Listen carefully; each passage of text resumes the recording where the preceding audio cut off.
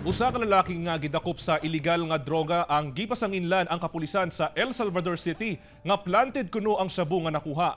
Apan kapulisan gibarugan nga usa ka lehitimong operasyon kontra droga ang ilang gihimo ug target ang sospek. Ani ang report ni James Paulo Yap. Balhog karon sa prisuhan kining usa ka miyembro sa LGBTQ community nga si Giovanni Nanol.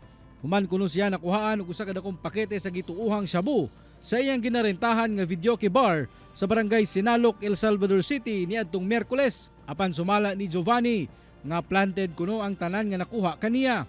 Sumala niya nga miadto kuno sa iyang bar ang mga nagpailang pulis o mi-order og ilim nung makahubog. Karon akong gisaksak ang video okay nako. Pagsaksak nako, igo pa guman pagsaksak nako sir sa video okay. Gibiran ako, isumbag ko, kulata ko, upat sila, gikulata ko nila. Natingala na lang ko nga naanay shabu, nanay 500. Unya dili ko modol atong ipag Sir Lubo kay nakita na ako sa iyang kamot bit niya isa ka sachet nga iyang i-action og sulod sa akong bulsa.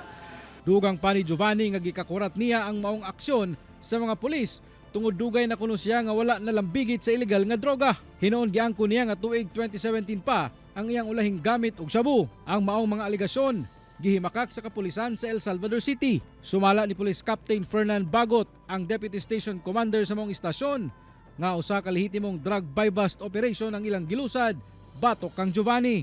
Gani adunay mga opisyal sa barangay nga ni witness sa maong operasyon. Dili ka to tinod, mao gito yung allegation. So iyahaman to nga version. So amo po nang gikuan kay na-file naman sa korte. So kung unsa may resulta atong kuan, iyahaman to nga allegation. So produce with sa gihang evidence. Sa karon napasakaan na kini og kasong illegal possession of dangerous drugs o ginahulat na lang karon ang commitment order gikan sa korte aron mabalhin na kini sa pasilidad sa BJMP. Kauban si Jaybird Pairat sa kamera. Ako si James Pauliap para sa At Home with GMA Regional TV.